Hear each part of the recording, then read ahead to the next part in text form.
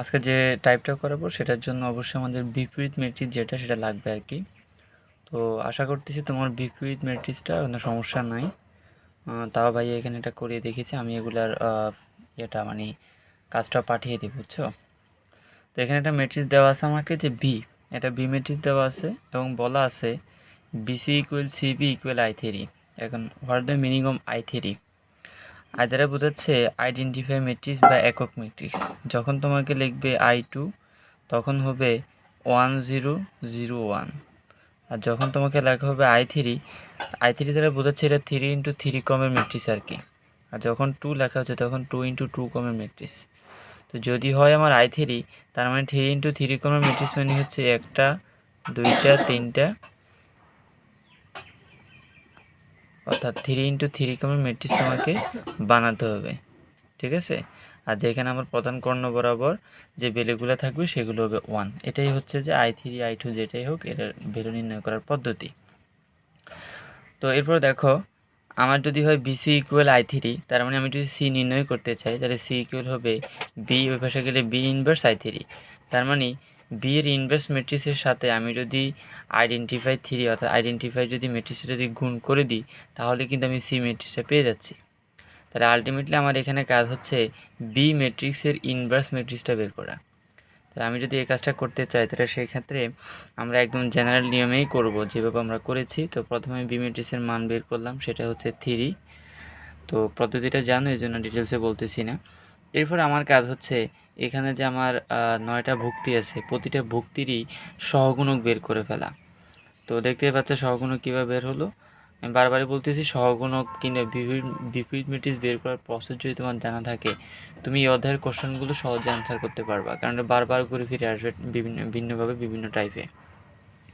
তো সহগুণকগুলা আমরা প্রতিটা ভুক্তির জন্য সহগুণক বের করে নিলাম, এবং এরপরে কাজ হচ্ছে আমার অ্যাডজয়েন্ট বিটা বের করে নেওয়া। অ্যাডজয়েন্ট বি মানে হচ্ছে একটু আগে যে সহগুণকগুলো বের করলাম তাদের দ্বারা গঠিত ম্যাট্রিক্সের ট্রান্সপোর্ট ম্যাট্রিক্স।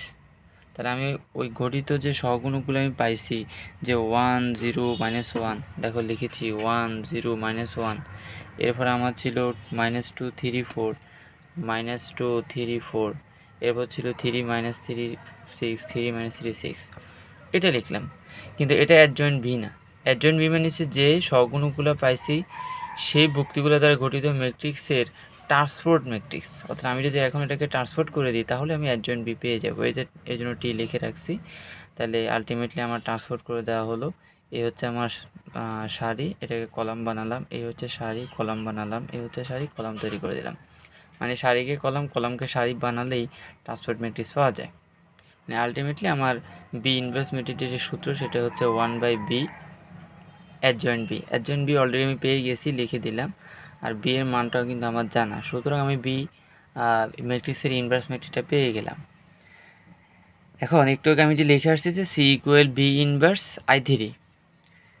তো বি ইনভার্স অলরেডি এই ভ্যালুটা বা এই ম্যাট্রিক্সটা, আর আই থ্রি হচ্ছে এটা। এখন যদি আমি এদের মধ্যে গুণ করি তাহলে কিন্তু আমি সিটা পেয়ে যাচ্ছি। তাহলে আমি এই দুইটা ম্যাট্রিক্সের গুণ করে দিলাম।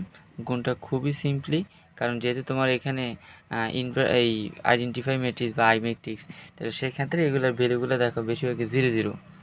মানে তুমি প্রতিটা ভুক্তির জন্য যে ফলাফলে সেখানে একটার জন্য হয় ভ্যালু পাও, বাকি দুটো 0। তো এইভাবে এটা গুণ করতে হয় সারি আর এখানে কলাম, সারি কলাম সারি কলাম, তিনটা হয়ে যাবে। পরবর্তী দ্বিতীয় সারি আবার কলাম, দ্বিতীয় সারি আবার দ্বিতীয় কলাম, দ্বিতীয় সারি তৃতীয় কলাম, দ্বিতীয় সারি পেয়ে যাবা। এইভাবে তোমার কাজগুলো করতে হয়। তো গুণ কীভাবে করতে হয় সেটা এর আগে একটা আলাদা ক্লাসে করিয়েছি, তো সেই জন্য আশা করি এটা দেখানোর দরকার নেই। তাও এখানে যোগফল বিয়োগফল রূপে দেখতে পাচ্ছ, হয়ে যাবে। তো আলটিমেটলি আমি এখানে যোগ করে বা যোগ বিয়োগ করে কাজ যেটা পেলাম সেটা হচ্ছে এরকম। এবারে বাইরে 1/3 ছিল, আমি 1/3 দ্বারা এটার প্রতিটা ভুক্তিকে গুণ করে দিলাম। প্রতিটা ভুক্তির সাথে গুণ করে দিলে আমি এরকম একটা ম্যাট্রিক্স পাচ্ছি, সেটাই আমার সি ম্যাট্রিক্স। এভাবেই তোমাকে কাজটা বের করতে হবে। তাহলে আলটিমেটলি দেখো এখানে আমার প্রধানত দুইটা কাজ পারা লাগছে।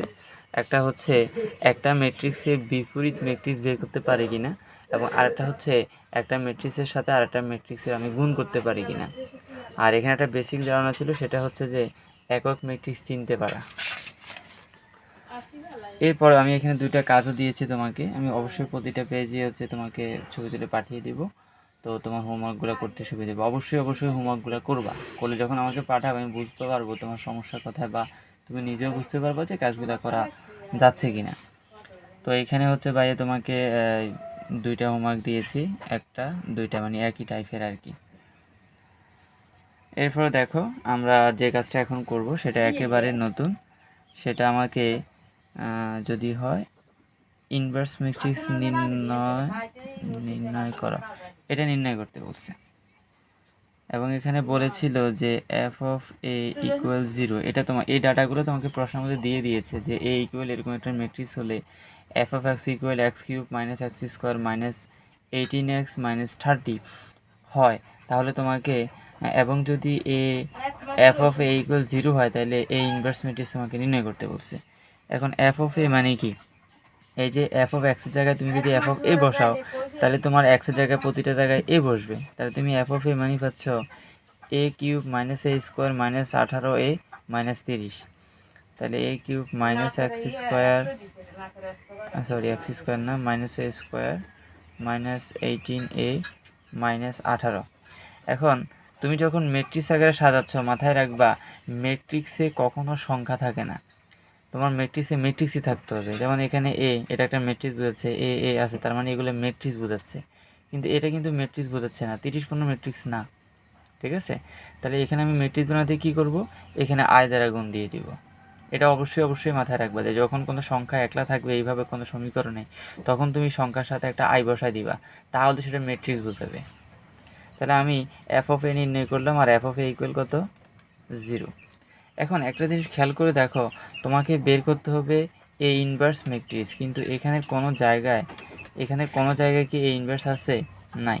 তাহলে তোমার কাজ হচ্ছে এ ইনভার্স দ্বারা উভয় পাশে গুণ করে দেওয়া। তাহলে আমি এ ইনভার্স দ্বারা গুণ করে দিচ্ছি 18। এ ইনভার্স দ্বারা মোট কথা হচ্ছে প্রতিটাকে তুমি গুণ করে দিবা, আর এখানে যা দ্বারা গুণ করি সেটা 0ই হবে, তাই না। তো আমি যদি এখন এখানে এ ইনভার্স মানে এ to the power -1 R A cube, তাহলে এখানে আলটিমেটলি পাচ্ছি এ স্কোয়ার, এখানে এ ইনভার্স মানে -1 আর এখানে 2, তার মানে এ থাকতেছে। এখানে আমি যদি কাজ করি তাহলে থাকতেছে এ এবং এ ইনভার্স কাটাকাটি, তাহলে থাকতেছে 18। এখন সংখ্যা কখনো যদি মানে শুধু সংখ্যা তৈরি হয়ে যায় বা সংখ্যা থাকে, তাহলে আমি বলে দিয়েছি যে তার সাথে একটা ইনভার্স ম্যাট্রিক্স দিয়ে দিতে হবে। এরপরে এখানে তুমি পাচ্ছ আই, আর এখানে এ ইনভার্স, তাহলে আলটিমেটলি এখানে পাচ্ছ যেহেতু আই ম্যাট্রিক্স ইনভার্স আইডেন্টিফাই ম্যাট্রিক্সের ভ্যালু কিন্তু 1, তাহলে তুমি যখন একটা ম্যাট্রিক্সের সাথে আইডেন্টিফাই ম্যাট্রিক্স তুমি গুণ দিবা, তখন তুমি আলটিমেটলি ওই ম্যাট্রিক্সটাকেই তুমি পাবা, ঠিক আছে। অর্থাৎ তুমি এখানে পাচ্ছ 30 এ ইনভার্স ইকুয়াল 0।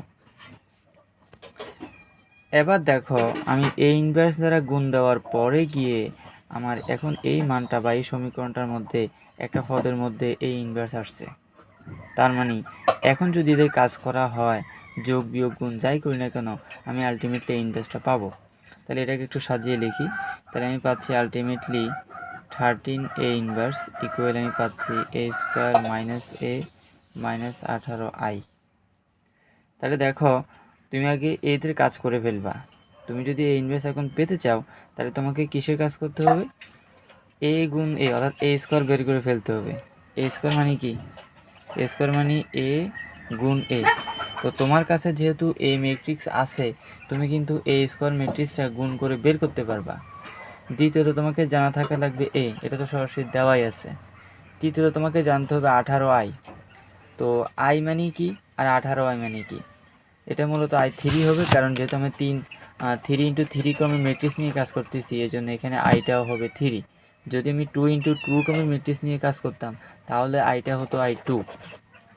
আমার এই হচ্ছে আমার i3, যে 1 0 0 1 0 1 0 0 0 1 এরকম।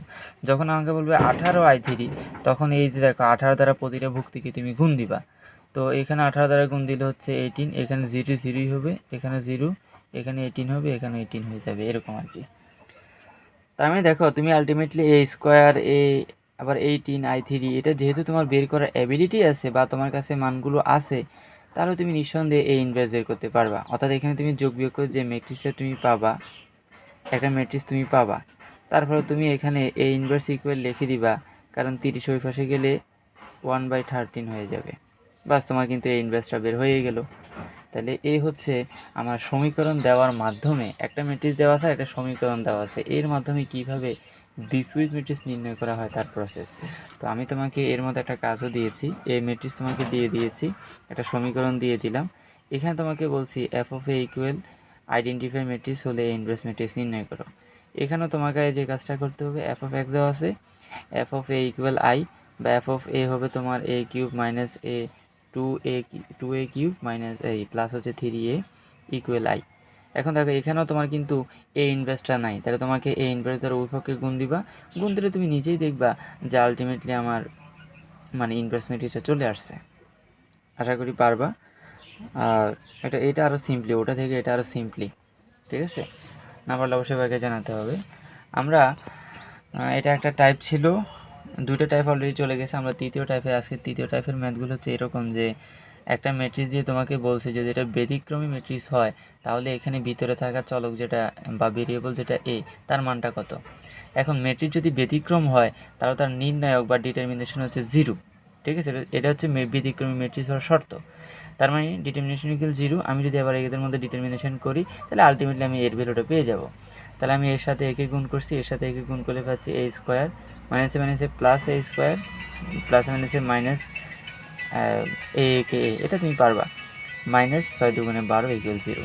তা আলটিমেটলি এখানে আমরা দ্বিপদ এটাকে কী বলে মিডল টার্ম এর মাধ্যমে উৎপাদক করে আমরা আসলে এর মানগুলো পেয়েছি। একটা হচ্ছে 4 আর একটা হচ্ছে তোমার -3। তো এরকম একটা মানও তোমাকে মানে কাজও দিয়েছি যে এই ম্যাট্রিক্সের যদি ব্যতিক্রম ম্যাট্রিক্স হয় তাহলে এখানে ভিতরে থাকা ভেরিয়েবল বা এক্স এর মানটা কত, একই ওয়াইতে বের করবা। আমি ছবি তুলে দেব। আমাদের সর্বশেষ কাজ আজকে সেটা হচ্ছে, যখন আমাকে একটি ম্যাট্রিক্স দিয়ে দেওয়া হলো, সাধারণত এটা বেশি এমসিকিউতে আসে বা সর্বোচ্চ তোমার সৃজনশীল কতে আসতে পারে। একটা ম্যাট্রিক্স তোমাকে দিয়ে দেওয়া হলো, দিয়ে বললো যে দেখাও যে a2i3 plus 8i21 minus 2a32 plus 4a22 equal 0 তোমাকে দেখাতে হবে। তো এখানে a13 a21 এগুলো দ্বারা কি বোঝাচ্ছে? এগুলো দ্বারা বোঝাচ্ছে সহগুণক, মানে তোমাকে এখানে এরকম 4টা সহগুণক বের করতে হবে, সবগুলোর বের করতে হবে না। যাদের প্রমাণ করতে হলে বা দেখাতে হলে যাদের সহগুণক লাগবে, যে সহগুণকগুলো লাগবে সেগুলো তুমি বের করবে, সবগুলো করবে না। তাহলে আমি যদি এখানে a13 এর সহগুণক বের করতে চাই, তার মানে হচ্ছে এই পদের সহগুণক বের করব। তো এটা সহগুণক। এখন দেখো a13 তার মানে কি জোড়, তার মানে প্লাস, এই কলাম বাদে সারি বাদ, তাহলে পাচ্ছে 4 একে 4 প্লাস হয়ে যাবে যেহেতু মাইনাস একটা আছে, 3 6 18। তাহলে আলটিমেটলি আমি ভ্যালুটা পাচ্ছি 22। এরপর দেখো আমি যখন 21 বলতে বোঝাচ্ছে এ যখন আমি সহগুণক বের করব 21, দেখো বিজোড় তার মানে মাইনাস। এবার এই সারিবাদ এই কলাম এই সারিবাদ এই কলাম বাদ, তাহলে আমি পাচ্ছি মাইনাস মাইনাসে প্লাস 5 একে 5 বিয়োগ 2 একে 2। তাহলে আলটিমেট আমার ফলাফলটা দাঁড়াচ্ছে 3 -3। এবার আমি যদি 3 2 এর সহগুণক বের করতে চাই, 3 2 তার মানে এটা 3 2 দেখো 3 আর 2 যোগ করলে 5 মানে বিজোড় মাইনাস। তাহলে এই কলাম বাদ এই সারি বাদ, তাহলে আমি পাচ্ছি প্লাস মাইনাসে মাইনাস 3 4 12 -4 দুগুণে হচ্ছে 8। তাহলে এখানে আলটিমেটলি 4 -4। 2 2 দেখো জোর, তার মানে প্লাস, 2 2 বলতে বোঝাচ্ছে এটা। আমি এর সহগুণক বের করব। তাহলে এই কলাম বাদ এই সারি বাদ, তাহলে -3 একে 3 বিয়োগ 6 দুগুণে 12 -3 একে 3 বিয়োগ 6 দুগুণে 12। তাহলে আলটিমেটলি এখানে দাঁড়াচ্ছে আমার 15 -15। তাহলে দেখো আমি যেহেতু সবগুলা যেগুলো আমার লাগবে, আমি যেহেতু সহগুণকগুলো পেয়ে গেছি, আমি এবার কাজ করতে পারবো। আমার মানটা ছিল a2a13 8a21 minus 2a32 plus 4a22। 2 তো 2-র মতো থাকবেই। a13 এর সহগুণকের মানটা ছিল 22 বসালাম, প্লাস 8। a21 এর মান ছিল তোমার -3, এ হচ্ছে -3 -2। a32 এর মান ছিল তোমার -4, দিলাম -4 প্লাস 4। a22 এর মান ছিল -15, ওকে। এবার যার সাথে যোগ বিয়োগ করবা। এখানে আমার হচ্ছে যে 44, এখানে প্লাস আছে মাইনাস 3 আর 24, মাইনাস আছে প্লাস 2 4 2 8 মাইনাস 4 15 হচ্ছে 60। তাহলে আলটিমেটলি এখানে যোগ বিয়োগ যদি করি তাহলে যোগ বিয়োগ করে মানটা 0 হওয়ার কথা, কিন্তু 0 তো হচ্ছে না রে। এখানে একটা জায়গায় বলেছি, সেটা হচ্ছে যখন আমি 3 এর ভুক্তি আমি যদি নির্ণয় করি, সেটা হচ্ছে তোমার 3 এর ভুক্তি আমি যদি নির্ণয় করি তাহলে সেটা হচ্ছে তোমার মাইনাস, আর এখানে হচ্ছে 3 ছাড়া মূলত -12 হবে, ঠিক আছে, +12 হবে না। তাহলে আলটিমেটলি পাচ্ছি -12 -8, তার মানে হচ্ছে যে -20, মাইনাসে +20 হয়ে যাবে। এটাই, বাকিগুলো ঠিক আছে। ঠিক আছে, তাহলে আবার মানগুলো যদি বসাই দেই, মানে জাস্ট আমার A32 এর জায়গায় আমার এখানে হবে যে 20 এবং সেটা +20। তাহলে আলটিমেটলি এখন বেরোটা তাহলে কী দাঁড়াচ্ছে, তোমার এটা ঠিক আছে, এটা ঠিক আছে, এরপরে এটা হচ্ছে তোমার +8 না হয়ে হবে তোমার 40, তবে -40। এরপরে এটা হচ্ছে তোমার 60। এখানে একটা জায়গায় সেটা হচ্ছে যে আসলে এটা প্লাস হবে, বুঝছো, এটা প্লাস না হলে আসলে 0 হবে না কোনোভাবেই। এটা প্লাস হলে তার মানে এটা তোমার প্লাস হয়ে যাচ্ছে আলটিমেটলি, তাহলে মানটা আসলে হচ্ছে 0। তো এখানে আসলে কি প্রমাণ করতে, ওটা এমনিতে মিলে যাবে, এটা সমস্যা না। হয়তো সমীকরণ লেখার সময় বা যদি প্লাস মাইনাস একটা ভুল করছে সেজন্য 0 মিলতেছিল না। তো এখানে সবচেয়ে বড় কথা হচ্ছে যে সহগুণক নির্ণয় করাতে কোনোভাবেই ভুল করা যাবে না। এখানে একটা কাজও আছে, সেটাও করবা, হোমওয়ার্ক রূপে আছে। তাহলে প্রতিটা টাইপের একটা বা দুটা করে যে ম্যাথগুলো দিচ্ছে সেগুলো যদি করে ফেলতে পারো তাহলে তোমার কিন্তু কাজ শেষ। তো আলটিমেটলি শেষে বলতে চাই যে তোমার আসলে প্রথম যে অধ্যায় সেটার অলরেডি অনুশীলনটা প্রায় শেষ, তবে এখানে দুইটা টাইপ আছে, সে দুটো টাইপ বাই তোমাকে সরাসরি করাবো, কারণ এইভাবে করলে ধর্মগুলো তোমাকে সরাসরি না বোঝালে এখানে প্রচুর লিখতে হয়। এত লিখতে লিখতে একটা ভিডিও 30 মিনিট উপর হয়ে যাবে, এটাকে কম্প্রেস করা কাজ করা অনেক জটিল হবে। তবে দেখি যদি পারি করাবো, না হয় তোমাকে ওটা রেখে আবার তো দ্বিতীয় অধ্যায় দিকে হয়তো পরবর্তী ভিডিওতে বাইরে চলে যাব, মানে দ্বিতীয় থেকে করাবো আর কি। তবে অবশ্যই হোমওয়ার্কগুলো করে বাইকে একটু পাঠিও, তাহলে তোমার হচ্ছে নাকি হচ্ছে না এগুলো বুঝতে পারবো।